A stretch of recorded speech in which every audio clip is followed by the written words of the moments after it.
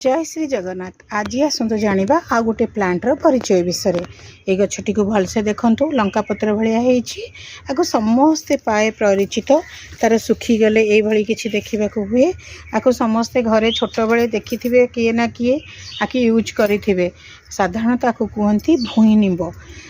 भुई निंब गछटी साधारणतः यही भली भाबरे देखिया पे देखंतु भल भाबरे। पिला दिने कुर्मी हेले छुआ माननकु एको पानी रे पकेकी पीवा को दियंती। साधारणतः ये ब्लड को प्यूरिफिकेशन करिबारे सहाय्य करे, स्किन को ठीक रखिबारे सहाय्य करे।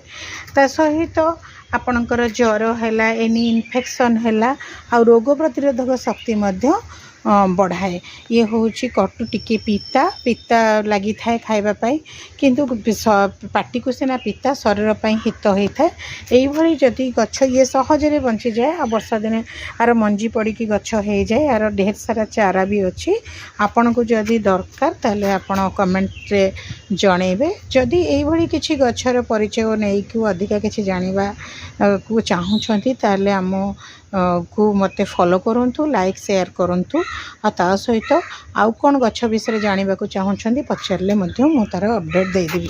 देखंतु एमती किछि चारा मन को मन पड़ी की हेछि। देखंतु वर्षा दिन आसलाणी, ढेर सारा चारा हाबो। गछटी को चिन्हंतु जदि आपण आख पाखरे अछि तले ये बहुत उपकारी गछटी।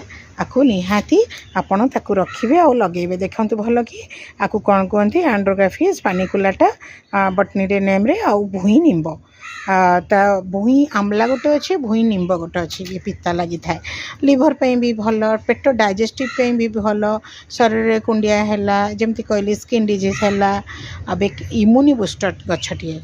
पुणी एमती गछर परिचय नहीं कि आसबि नुआ नुआ कथा को नहीं कि रहुची। नमस्कार, जय जगन्नाथ।